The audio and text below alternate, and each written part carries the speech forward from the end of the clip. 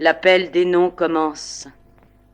Les Allemands ont installé un fusil mitrailleur au milieu de la cour. Chaque condamné a écrit une dernière lettre au sien.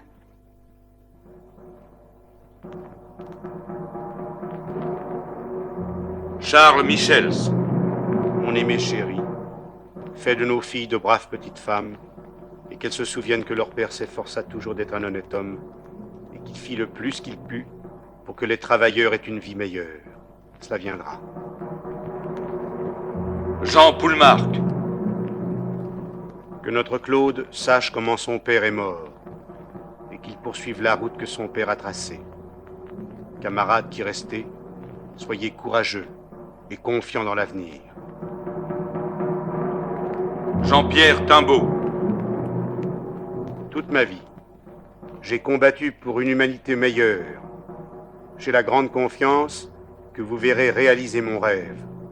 Ma mort aura servi à quelque chose. Mes deux chers amours de ma vie, du courage, vous me le jurez. Vive la France. Jules Vercruis.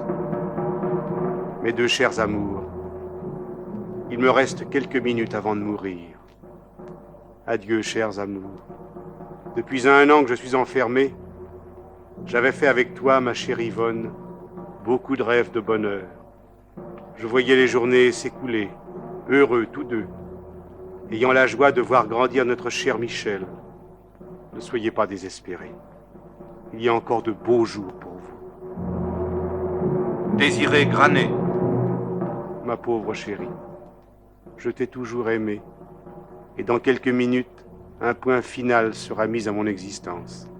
Ma petite Yvonne chérie, sois courageuse, comme je le suis. Du courage et de la confiance dans l'avenir.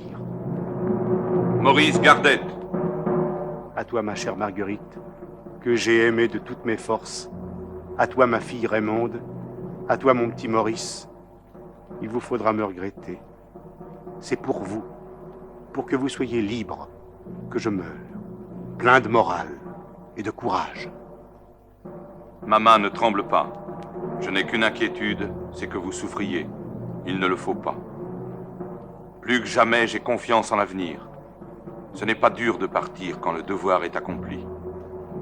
Les noms se succèdent. Jules Offray, Pierre Guéguen, Marc Bourris, Raymond Laforge, Maximilien Bastard, Julien Lepens, Maurice Ténine. Chérie, ne porte pas mon deuil éternellement. La vie est encore longue pour toi. Remarie-toi, si tu trouves un jour un compagnon digne de toi, et que mon souvenir reste doux dans ta vie, toi que j'ai aimé. Soudain, un nom claque plus fort que les autres. Guy Moquet. Il a 17 ans. Voici ce qu'il écrivit avant de mourir. Ma petite maman chérie, mon tout petit frère adoré, mon petit papa aimé, je vais mourir. Ce que je vous demande à toi en particulier, petite maman, c'est d'être très courageuse. Je le suis, et je veux l'être autant que ceux qui sont passés avant moi. Certes, j'aurais voulu vivre, mais ce que je souhaite de tout mon cœur, c'est que ma mort serve à quelque chose. Je n'ai pas eu le temps d'embrasser Jean. J'ai embrassé mes deux frères Roger et Rino. Quant au véritable, je ne peux le faire, hélas. J'espère que toutes mes affaires te seront envoyées. Elles pourront servir à Serge, qui, je l'escompte, sera fier de les porter un jour. À toi, petit papa. Si je t'ai fait ainsi qu'à ma petite maman bien des peines, je te salue une dernière fois. Sache que j'ai fait de mon mieux pour suivre la voie que tu m'as tracée. Un dernier adieu à tous mes amis, à mon frère que j'aime beaucoup. qu'il étudie bien pour être plus tard un homme. 17 ans et demi. Ma vie a été courte. Je n'ai aucun regret, si ce n'est de vous quitter tous. Je vais mourir avec Tintin, Michels. Maman, ce que je te demande, ce que je veux que tu me promettes, c'est d'être courageuse et de surmonter ta peine. Je ne peux en mettre davantage. Je vous quitte tous, toutes. Toi, maman, c'est Serge, papa, en vous embrassant de tout mon cœur d'enfant. Courage! Votre Guy qui vous aime. Guy. Dernière pensée. Vous tous qui restez, soyez dignes de nous, les 27 qui allons mourir. Et l'appel se poursuit, lancinant et inexorable.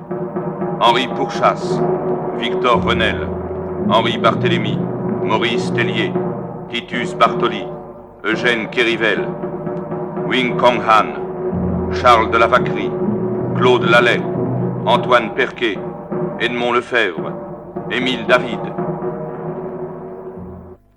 Maintenant, ces hommes vont partir pour le grand voyage, comme ils le disent entre eux. Monsieur le curé de Béret vient leur dire un dernier adieu. Entre cet homme d'église et ces hommes qui ne croient pas en Dieu s'établit un contact humain d'une poignante intensité. 15 heures. L'officier hitlérien signifie à haute voix l'arrêt de mort. Les 27 condamnés montent dans les camions. Ils partent. Ils se dirigent vers la carrière. Soudain, la voix de Charles Michels se fait entendre. Celle de Timbaud l'appuie aussitôt, puis toutes les autres.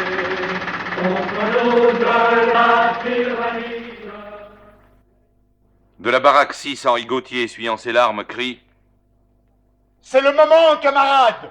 Nous leur avons promis! 700 poitrines ont repris la Marseillaise. C'est comme un coup de tonnerre qui déferle. Les condamnés traversent le camp, puis le village. Ils continuent à chanter la Marseillaise jusqu'à la carrière de la Sablière, où seule la dernière salve éteindra définitivement leur voix.